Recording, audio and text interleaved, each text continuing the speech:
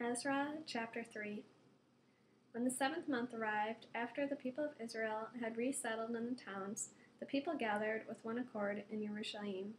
Then Yeshua, the son of Zadok, with his fellow Kohanim, and Zerubbabel, the son of Shealtiel, with his kinsmen, organized rebuilding the altar of the God of Israel, so that they could offer burnt offerings on it, as is written in the Torah of Moshe, the man of God.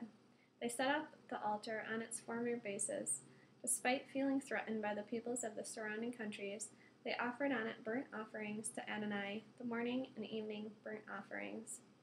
They observed the festival of Sukkot, as written, offering daily the number of burnt offerings prescribed for each day, and afterwards the regular burnt offering, the offerings for Rosh Chodesh, and those for all the designated times set apart for Adonai, as well as those for everyone who volunteered a voluntary offering to Adonai. From the first day of the 7th month, they began offering burnt offerings to Adonai, even though the foundation of Adonai's temple had not yet been laid. They also gave money for the stoneworkers and carpenters, as well as food, drink, and olive oil for the people of Zidon and Zor, bringing cedar logs from the Lebanon to the sea and onto Yaffo, in accordance with the authorization granted by Koresh, king of Persia. In the 2nd year, after their arrival at the house of God in Jerusalem, in the 2nd month, Zerubbabel, the son of Shealtiel, Yeshua, the son of Zadok, the rest of their kinsmen, the Kohanim and Leviim, and all who had come out of exile to Jerusalem, began the project.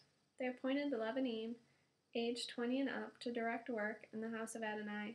Yeshua and his sons and brothers, Kadmiel and his sons, and Yehuda's sons together directed the workers in the house of God.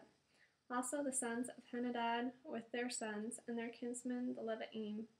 When the builders laid the foundation of the temple of Adonai, the Kohanim in their robes with trumpets, and the Leviim, the sons of Asaph, with cymbals, took their places to praise Adonai as David, king of Israel, had instructed.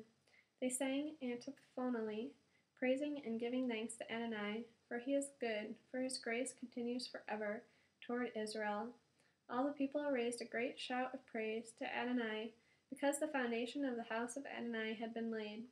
But many of the Kohanim, Leviim, and heads of fathers' clans, the old men who had seen the first house standing on its foundation, wept out loud when they saw this house, while others shouted out loud for joy, so that the people couldn't distinguish the noise of the joyful shouting from the noise of the people's weeping, for the people were shouting so loudly that the noise could be heard at a great distance.